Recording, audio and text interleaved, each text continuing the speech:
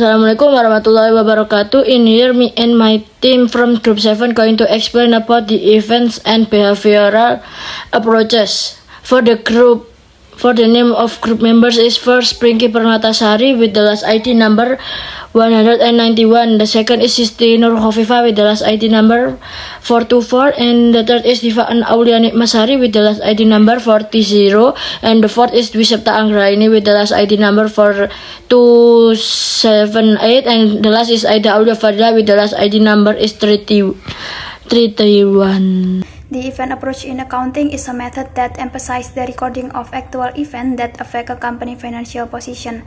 These events include transactions, sales, purchases, expenses, and liability incurred, or anything that causes a change in the financial status of the company. This approach emerged in 1966 due to a disagreement within the American Accounting Association.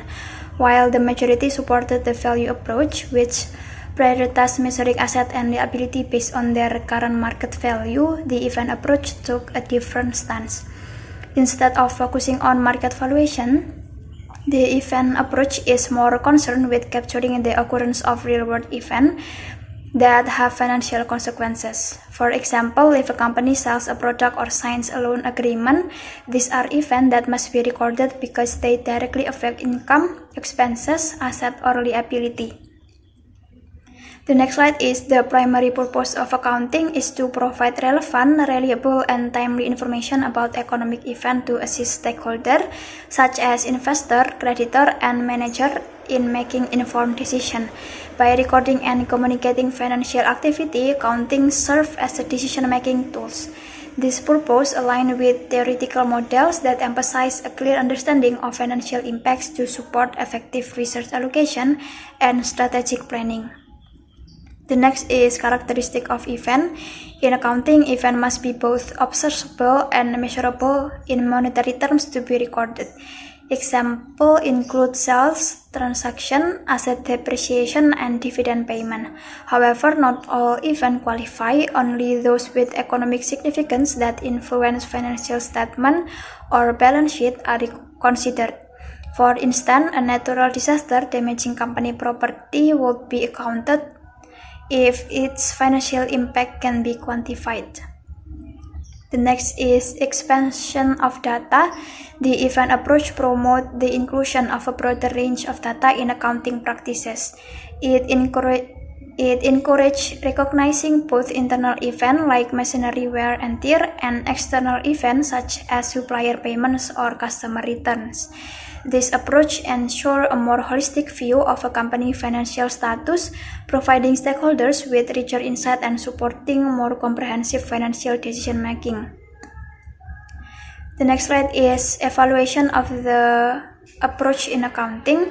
The event approach in accounting offers the advantage of providing relevant and diverse economic information that supports various decision-making models. It allows users to apply their own utility function, selecting the type and level of information aggregation that best suits their specific needs.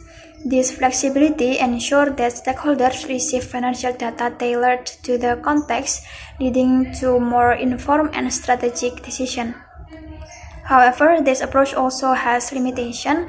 Expanding the range of events to be recorded significantly increases the volume and complexity of data, which can lead to higher costs and operational challenges in financial reporting.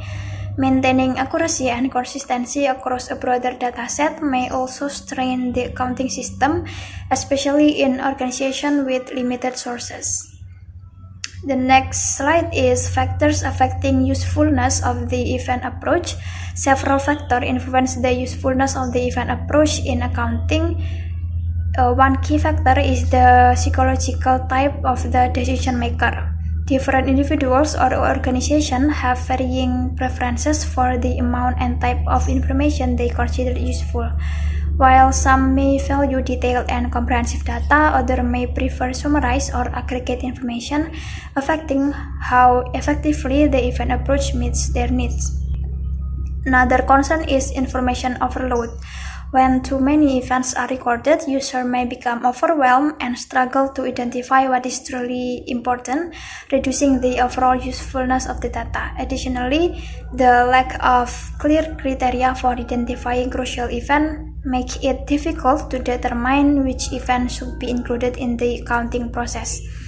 This issue is compounded by the difficulty in measuring event characteristics accurately, such as assigning monetary value to certain non-financial or complex events. Finally, there's a need for more research into various system design models, like hierarchical, network-based, or REA models to determine the most effective way to implement the event approach in practice. Next material is behavioral focus. Traditional accounting theories often overlook how people actually respond to financial information. The behavioral approach fills this gap by examining how individuals and groups interpret, react to, and make decisions based on accounting data. This perspective helps explain why the same information may lead to different decisions depending on the person receiving it. It also highlights the role of perception, experience, and context in financial decision making. The next material is psychological and social dynamic. Psychological factors can significantly influence how users process accounting data. Function fixation occurs when users rely too heavily on familiar formats or methods, making them resistant to change. Information inductance suggests that people may alter their behavior in anticipation of how their communicated information will be perceived.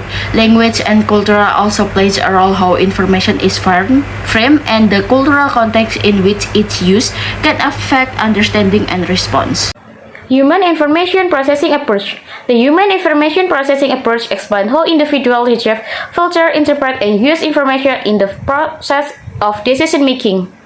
This approach originates from cognitive psychology and widely applied in the study of economic behavior and marketing. It emphasizes that decision-making is not instantaneous or purely rational. Instead, the result of a complex internal process in which information flows through various cognitive stages before a final choice is made. In economic and consumer behavior, this model is crucial for understanding how real individuals actually behave, especially under the influence of limited time, incomplete information, and psychology constraints. Stage of human information processing. Information reception. Individuals are constantly exposed to vast amount of data, and their ability to perceive this information from the foundation of the decision-making process. Filtering and attention. Individuals apply filter based on relevance, personal interest, or urgency. This selective attention ensures that only specific pieces of information enter the conscious processing stage. Processing and storage. Individuals evaluate the implication of the information category and may store in the short-term or long-term memory for future use.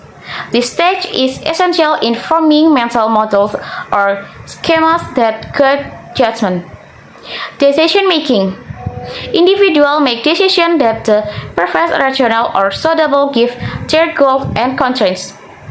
However, this decision is influenced not only by logical reasoning but also by emotional response, mental shortcuts, and contextual cues.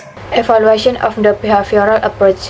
The event approach in accounting emphasizes the provision of information about relevant economic events, which can be useful in various decision-making models. The main advantage of this approach is its ability to provide more information to users, which can then be applied to determine the nature and level of information incorporation as needed in decision-making. That's all the material from Group 7. Thank you for your attention. Wassalamualaikum warahmatullahi wabarakatuh.